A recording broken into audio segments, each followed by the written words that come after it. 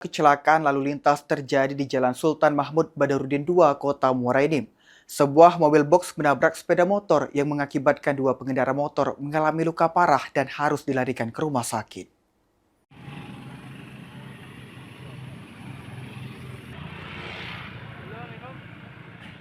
Kecelakaan terjadi di Jalan Sultan Mahmud Badarudin II, Kota Muara Enim, melibatkan mobil box L300 bernomor polisi BG 8249DT yang dikemudikan Rifki dan Warta. Mobil tersebut menabrak sepeda motor Honda Scoopy BG 3735DAO yang dikendarai Agustian yang saat itu berboncengan dengan Repal. Kejadian bermula saat mobil box melaju dari arah jembatan Enim 2 menuju Lahat dengan kecepatan tinggi. Saat memasuki tikungan, sopir diduga kehilangan kendali sehingga menabrak sepeda motor di depannya. Akibat hantaman keras, sepeda motor beserta korban terpental ke arah pagar rumah warga. Bahkan salah satu korban yaitu Repal terlempar hingga ke atap rumah. Menurut keterangan saksi, Waryun, saat kejadian dirinya sedang berada di dalam rumah dan tiba-tiba mendengar suara benturan keras.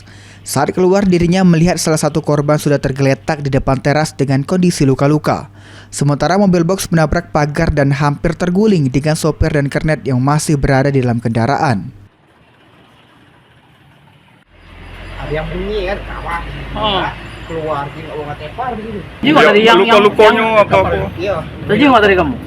Luka-luka lah ini. Kaki aja ya? Kakinya mungkin ada yang patah. Iya.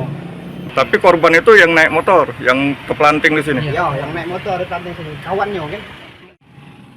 Akibat kecelakaan ini, pengendara motor dan penumpangnya mengalami luka berat, diantaranya patah tulang pada kaki dan tangan, serta luka di bagian kepala. Kedua korban langsung dilarikan ke RSUD Rabain untuk mendapatkan perawatan intensif. Sementara itu, sopir mobil box dan kernetnya hanya mengalami luka ringan. Mardiansyah, Pol TV.